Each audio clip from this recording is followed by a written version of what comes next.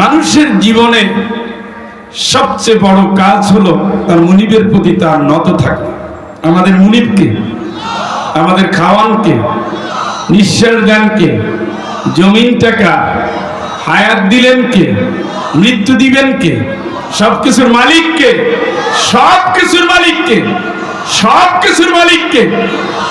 এই আল্লাহ যারা অনুগত হবে তাদের জন্য একটা রাস্তা আছে, আর যারা হব না তাদের জন্য আরেকটা রাস্তা আছে। পৃথিবীতে এই দুটো রাস্তার উপরে মানুষের পথ চলা। ফারিকুন ফিল জান্নাতি ওয়া ফারিকুন ফিস সাঈর।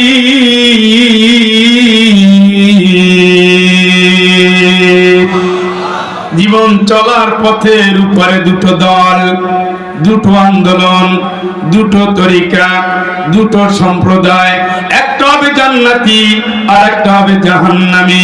লা ইস্তাবি আসহাবুন নারি ওয়া আসহাবুল জান্নাহ।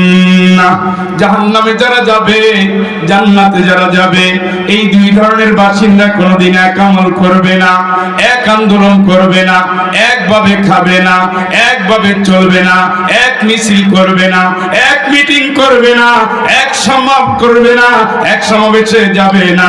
জীবন দ্বারা এক হবে না, সংস্কৃতি এক হবে না, রাজনীতি এক হবে না, আন্দোলন এক হবে না, ভোটও এক হবে না, জোটও এক হবে না, সংসদও এক হবে না, বাড়িটাও এক হবে না, পরিবারও এক হবে না, সন্তানও এক হবে না, শিক্ষাটাও এক হবে না, পর্দাটাও এক হবে না, ব্যবসাটাও এক হবে না।